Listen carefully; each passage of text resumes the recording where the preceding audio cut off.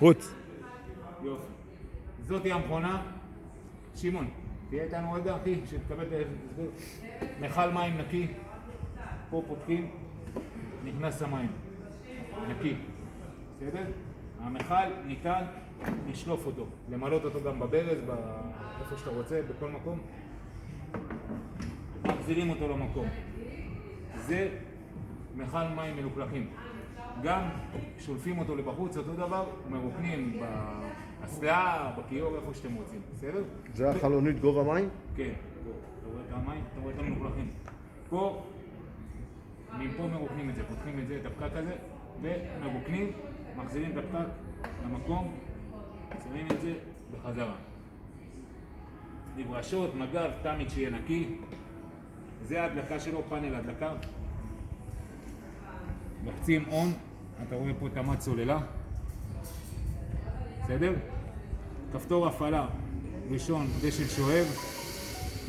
כפתור הפעלה מברשות, כמו שאתה רואה. ויש לך פה גם כמו פציומטר, מהירות של המברשות. פוטנציומטר. פוטנציומטר, כן. מהירות של המברשות, בסדר? וברז מים חשמלי.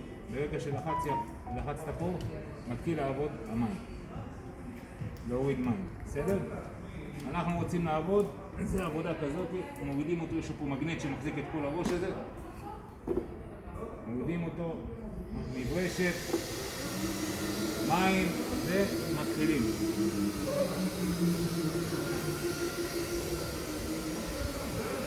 בסדר? פשוט ביותר, קל להפעלה, נכנס לכל מקום.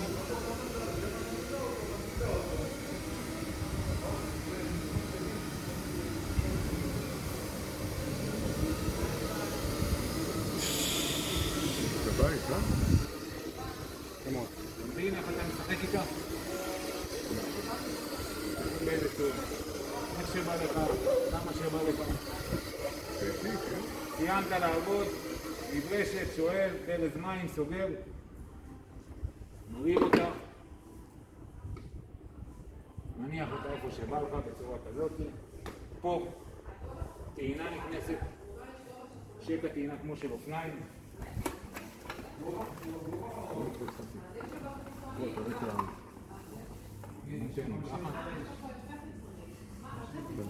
נכנס פה 3 פינים, 3 פינים נכנסים פה, והכי חשוב שהמכונה תהיה גבויה.